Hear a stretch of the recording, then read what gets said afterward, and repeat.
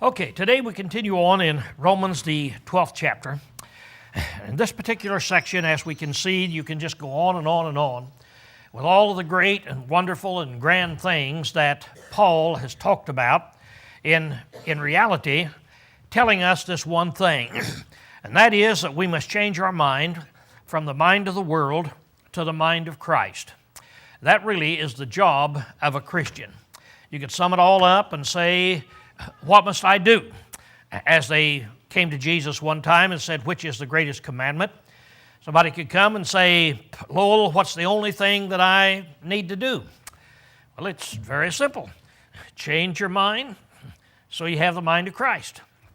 You do that, everything else is taken care of. So you take a look at what Christ would do under any circumstance, and that is what you will be doing. So we continue that study then this morning here. And Paul goes ahead, and I'm not going to go back and review again, keeping in mind that every one of these things is separate and apart from the other. He's just saying one thing, then another thing, and then another thing. So he comes down and he says, render to no man evil for evil. Now I've got the definition down there to render, and it means to give from. I'm giving something from me. To give what is one's own.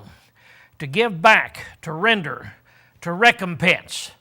Now, in this case, he's going to be talking about me paying back. So, I get mad at Nancy because of something she did to me, and so now I'm getting ready to pay her back. I'm going to give her something from me. That really is what the word render means. So, render to no man. Now, if you stop there, that is not true, is it? Render to no man. You are to render to people. In other words, I am to give something to Nancy. I am to shed my love upon her. I'm to shed my kindness upon her. I am to give her something. But Paul says now, render to no man evil for evil. So here's the interesting thing here as we talking about rendering evil for evil, in so much that that's an easy thing to do. Now, it's quite complicated. If you come to me and you say, Lowell, do you render to everybody what you should? Do you give to everybody what Paul would give if he were here? Do you give to everybody what Jesus would do if he were here? Do you treat Nancy, do you give to her everything that Jesus would give to her if he were here? Kindness, compassion, help in times of need, just go on and on and on. And do you cast all of those things upon her? And when you get to looking at it, you say, you know, I need to think about that. That's kind of hard to do. You mean that I'm to give her everything that Jesus would give her if he were here? I better scratch my head and I better think, do I really do that? Kind of difficult. But now then he comes down and he says, render to no man evil for evil. And evil, of course, is of a bad nature or injurious or destructive. Now this is something I don't have any problem with, because it seems like I was born with this. If I wasn't born with it, I got it before I could talk. And everybody has it. What's your first impulse when somebody says something ugly to you? Your first impulse is to say something ugly to them. I've done this, I guess, 1,000 times in counseling people. Let's just suppose that a man or woman is sitting in front of my desk. And so I'm talking about this, and I'm trying to convince him or her, works either way. Now, he did this terrible thing to you, right? Yeah. What did you do to him? Well, and sometimes they're honest and say, I said something ugly, but most of the time we'll come back, well, I tried to say something nice and so forth, so we're talking about it. And so I point out, now look, here's something that just comes natural. When you two guys are fighting, when one of you says something ugly to the one, it's just natural for that person to fight back and say something ugly. And then it's just natural for that person to say something ugly. That's just normal. That's just natural. Unless you really work at it. Unless you just clamp down your mind and say, no, I'm not going to do that. That's what you will do. Well, no, I don't know that. So I tell you this. I say, let me show you something here. Nancy, put your hand up here, and I want to show you guys something now. Okay, now, do you see what she did? Just naturally. Did I tell her to do that? Nancy, you rendered back to me what I gave to you. I started pushing on her, and then what did she do? There it is. She rendered back. Now, she's capable, Nancy, this time, regardless of what I do to you, you be nice and you just let me do it, okay? Do you see what would happen? Okay, now, that's exactly what happens to us up here in how we treat one another. It's just as natural as it can be. Now, that example never fails. It just never fails. And so a person will say, yeah, but when you started pushing, that's my point. See, that's my point. I do it, you do it, everybody else does it. And that's what Paul says, don't do it when it comes to the realm of evil. See, when it comes to the realm of evil. Now, if it's in the realm of good, then you do that. But it's a good illustration of what just normally comes to us. As I've said before, there's two ways. Now, this is, don't take me too seriously in this, but take me half seriously. There's two ways of finding out how you ought to live. The first way is very simple. What would that first way be? What comes to your mind immediately? Go to the Bible. See what the Lord says. That tells you how that. Suppose I don't have a Bible. Suppose I'm somewhere for the next 5 years, I can't get a hold of the Bible. There's another way I can pretty well tell what I ought to do. And what is it? Whatever I would like to do, I don't do. In other words, I would like to render evil to evil. And so you say, well, is that good or bad? Well, is that come normal with you? Yeah. Well, then it's probably bad. Now, I say that just to illustrate the point, and you'll look at it, and it comes out almost true.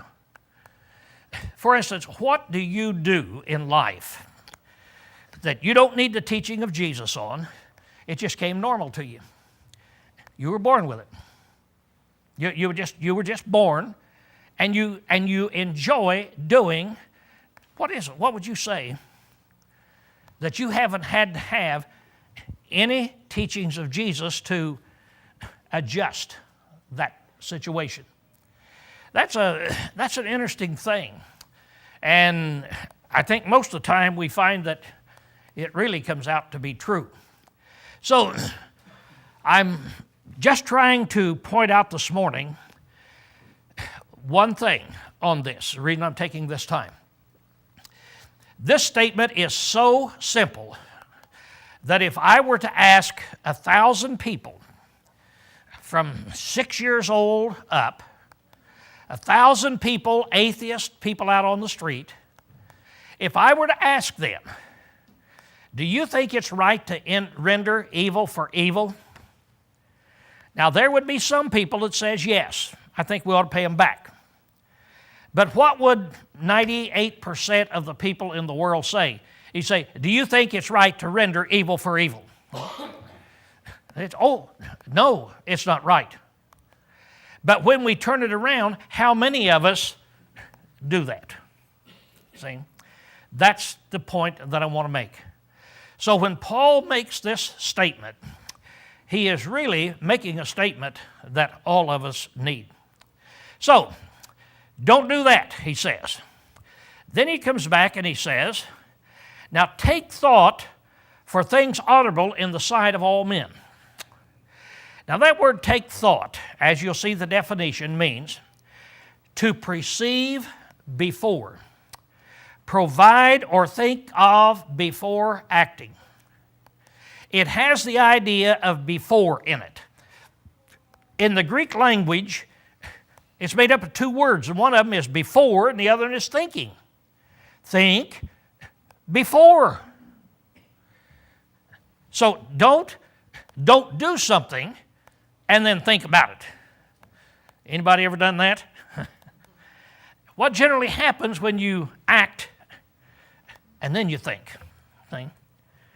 But if we'll think and then we'll act, then things turn around pretty well. What's the normal with you? How many of you were born with this wonderful attribute that you said, you know, Lowell, that's always been a thing that has been natural with me. I've never jumped to any conclusions.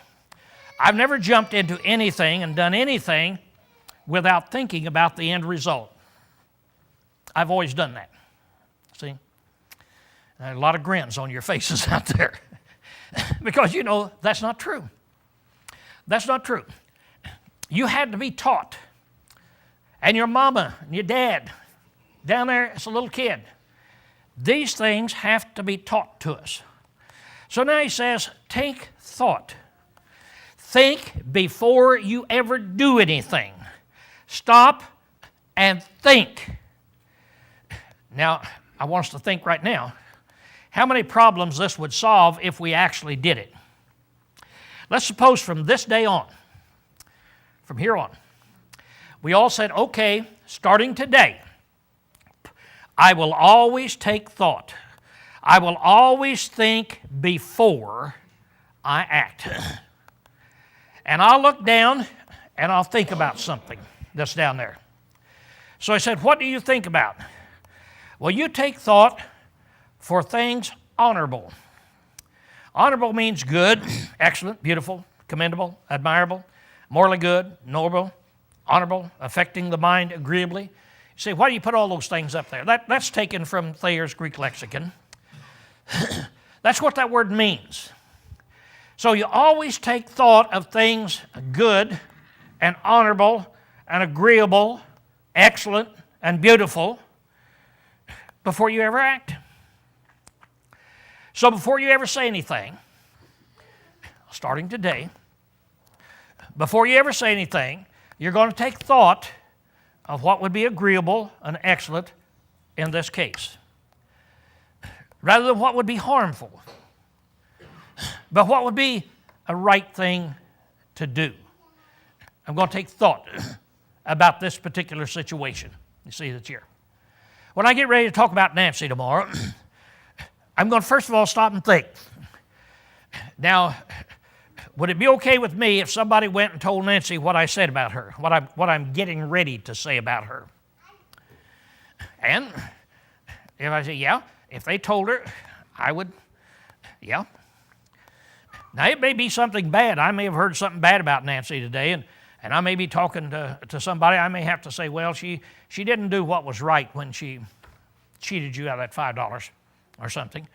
Well, that's fine. I don't mind Nancy hearing me say that. It's an honorable thing. But take thought. When you talk, take thought before you ever say it. Is it something that is good, or is it something that is not good for whatever you're getting ready to say? So take thought of things honorable. And whatever you're getting ready to do, is it an honorable, good, wholesome thing that you're going to do? And then he says, here's your standard. Take thought in the sight of all men. Now this kind of boils it down a little bit more. We say, okay, now I'm getting ready to do something. Now when I do this, I want to make sure that it's good. Okay, I'm going to do that which is good. But now, what is the standard that I must use? Is it me? I must do that which I think is good? Well, yeah, there are other passages that tell me that.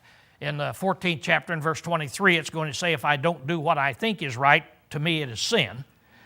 But that's not what he's saying here. What do I determine? How do I determine what is right? Well, I've got to take thought what is right in the sight of all men. If I do something and you see me doing it, will you think it's an honorable thing, or will you question the situation?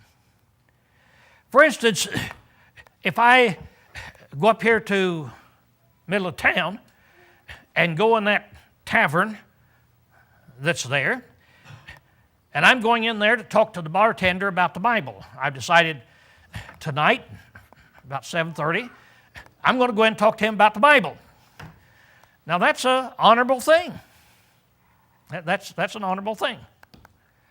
But is it honorable in the sight of all men? What would happen, let's suppose that all of you are somewhere and you're going to a party and you drive by, every one of you drive by, and you see me walk in that bar tonight at 7:30. How many of you would think, boy, there goes righteous Lowell. I'll bet he's going in there to convert the bartender. How many of you think that? Don't raise your hand, because if you raise your hand, I'll think you've got something wrong. See, I know what you're going to think. That hypocrite, that scoundrel, you see, in doing this thing.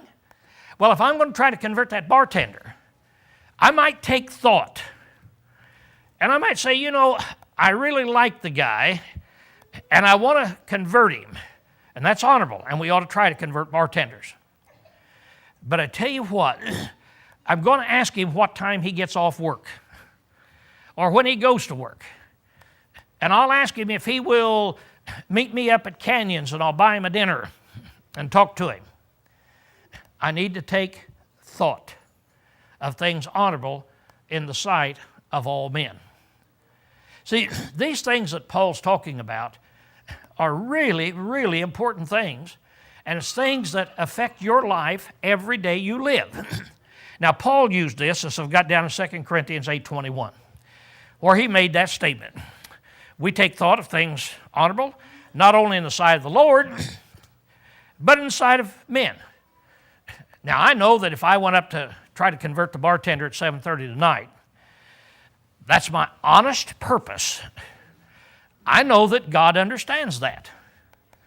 I know God can read my mind, and God would say, Lowell is doing an honorable thing. See? But that's not what Paul says. He said, I not only do it in the sight of the Lord, but I do it in the sight of all men. Now, here's Paul's situation, and here's what he was talking about. Paul had gone around to the churches and told them about how needy the church in Jerusalem was, and said, we need to help that church in Jerusalem because they are in poverty. So why don't each one of you take up a collection and send the money down to Jerusalem and help those poor people that are down there? Well, churches all over the country started taking up a collection. And Paul is going to be going around here and up through here, and then Paul is going to go down to Jerusalem. But Paul told them, here's what I want you to do.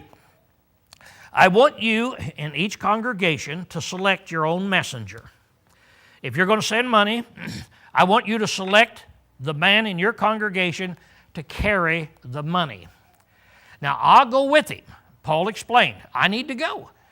Because if you just send him down by himself, those people down there are so prejudiced, they probably won't accept it. So I do need to go. But I'm not taking your money by myself. You're going to have to send a man to go with me. That's a lot of trouble. But Paul says, I'm taking thought of things honorable in the sight of all men.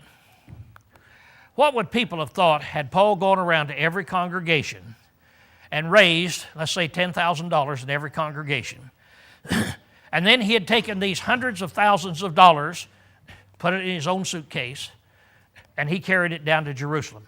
What would people have said? Now let's suppose that he was honest. He took every dime down there. He didn't take a dime away. What would people have said? See? That's what Paul says. Paul says, this is how we need to live. Live in such a way so that people see you doing whatever you're doing. Why, make sure that they don't get the wrong idea from doing that. Well, the next thing then he goes at is, if it be possible, as much as in you lieth, be at peace with all men. Now that word possible is an interesting word. And it means ability or inherent power, the power that is residing within you. And it, in the Greek word, is dynamite. That's what the word is in the original language. With all the dynamite that resides within you. Now, I know to our mind we say, I don't have any dynamite in me. But if we say power, and you say, yeah, I have some power. Let me explain this to you in this way, something I got this morning. This morning I received that picture. As you can see, it's from Steve Grimes. And he just bought that tractor yesterday. He traded 3 of his old tractors for that one. And he's so proud of that. You can see him. He's so proud of that hunk of junk, isn't he? You look at it, it's all put together, different colors of stuff and all of that that's on there, but you can just see the pride that is sticking out in there. And here it is, he has a loader on it. And he sent me a picture. He's so proud of it, he sent the picture out on the internet. And there he is up in that burn pile, you know, we use out there at Oliver's, up in that burn pile picking up 10, 20, 15 pounds of stuff to see how that loader works. Really impressive, isn't it? Steve, I hate to pick on you, but I think this is good. So there it is, 10, 15 pounds. Now, he's demonstrating the power of that tractor. Now, that tractor will pick up 20 pounds. It has 20 pounds of power. That's the word dynamite. That tractor, without any help from anybody else, Steve can go up to a burn pile. That tractor will be able to go down, pick up 20, 25 pounds of stuff. That's the dynamite, the power that resides within it. Now let's suppose that you know now that Steve has this loader and your car gets stuck in a ditch. Could you call Steve and say, hey, Steve, I know you have a loader. Would you bring that down and put it under my car and lift my car out of the ditch? Now, would you do that? Steve would probably say, I'd try. That's false power, see? You and I know that tractor doesn't have the power to lift an automobile. You got to go get one of these big cranes. You got to go get one of these big things you see a wrecker that has the dynamite to lift the car. His tractor doesn't have the dynamite. Now, that's what that word is. Well, if we take it away from the tractor, we put it in ourselves. Every one of us has dynamite within us. We have power. Now, we not only have power to lift something. I have the power to lift 10, 50, sometimes 15 pounds. I have the power physically to lift that. But do I have power in other realms? Do I have the mental power, the emotional power?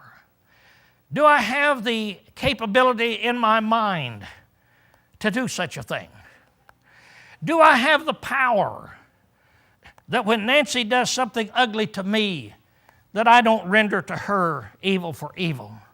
Do I have that power? Do I have that strength? That's what he's talking about.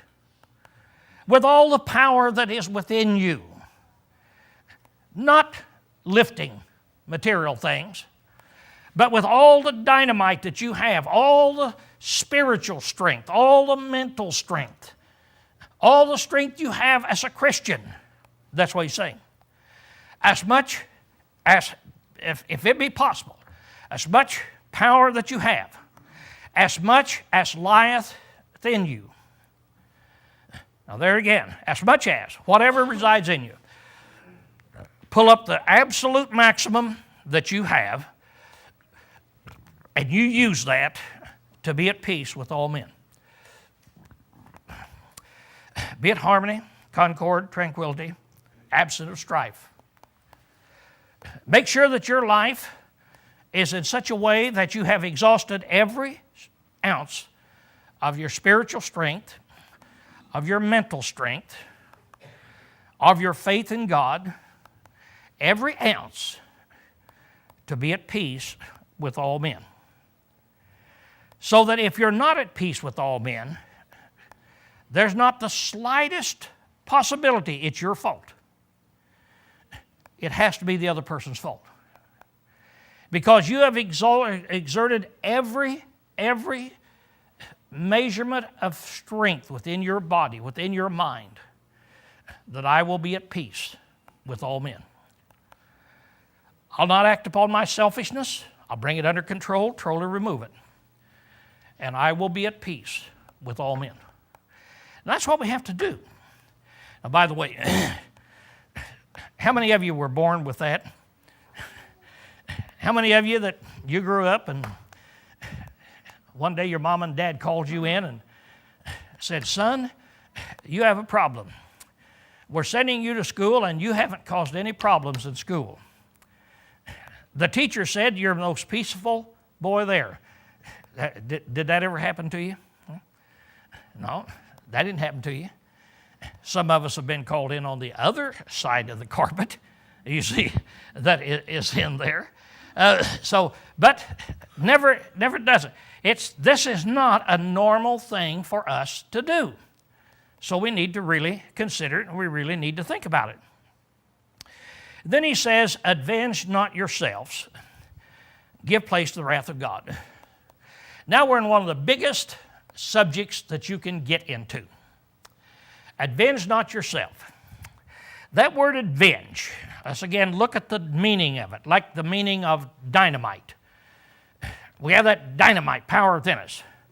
Now, what does avenge mean? It means to vindicate one's right to do justice, to see that a fair punishment for a crime or a wrong is administered. That's what it means.